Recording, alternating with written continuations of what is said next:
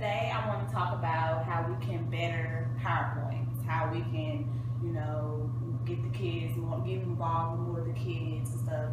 I understand that with PowerPoints, a lot of kids, when I talk to them, they don't enjoy PowerPoints.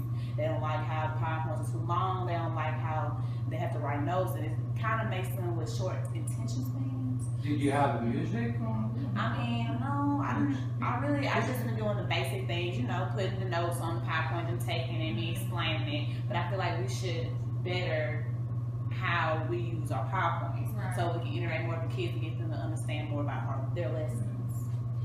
Yeah, I think that's a good point. I think PowerPoints go unnoticed. A lot of times we don't spend time discussing how we're going to use PowerPoint. It's just automatically assumed that you know how to use it.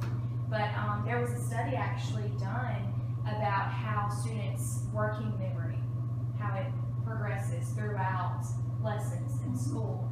And there's, three different types. There's phonological loop, there's the visuospatial sketchpad, which deals with how you see information, and then the episode buffer usually deals with other senses. And so it deals with hearing and seeing, like how you interpret information, and all of those aspects need to be all together to make up how we're going to consider using PowerPoint, so consider the students' working memory. And what's interesting is they actually asked college students how they thought of PowerPoint, and it turns out, with them, it's either too much information or not enough. Like we need to find a medium. We can't have too much animation, too much visual effects, but we can't just copy and paste information either. Like how can we find that medium?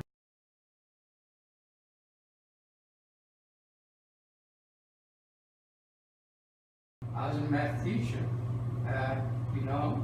last week I had to memorize some formula, and I did write it down on a board, and the next day I asked the student, I gave like a little quiz.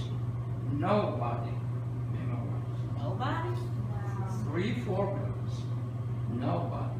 So I changed my mind. I did PowerPoint, and with PowerPoint, they did fine. They did memorize every more than I expected.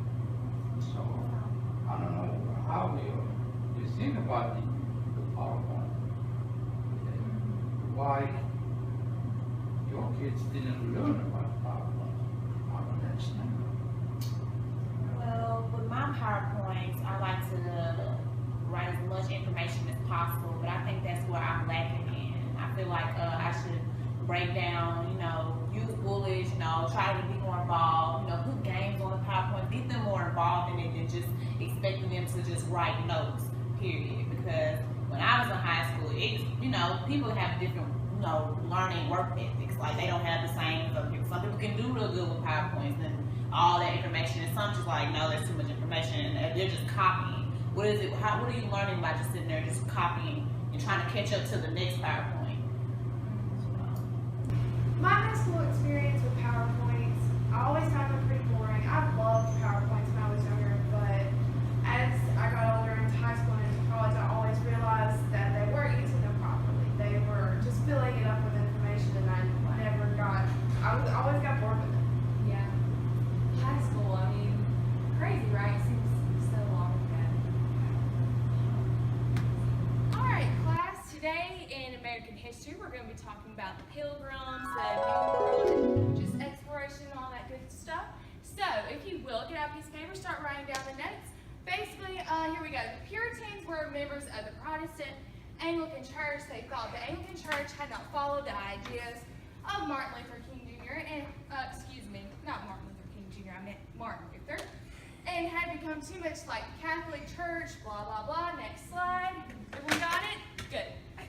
All right, and the Pilgrims and the Mayflower. Eventually, the Pilgrims decided to settle in the New World. They came for many reasons. Y'all can read, right? Y'all got this. Next slide. All right, any questions so far? None? Good, great.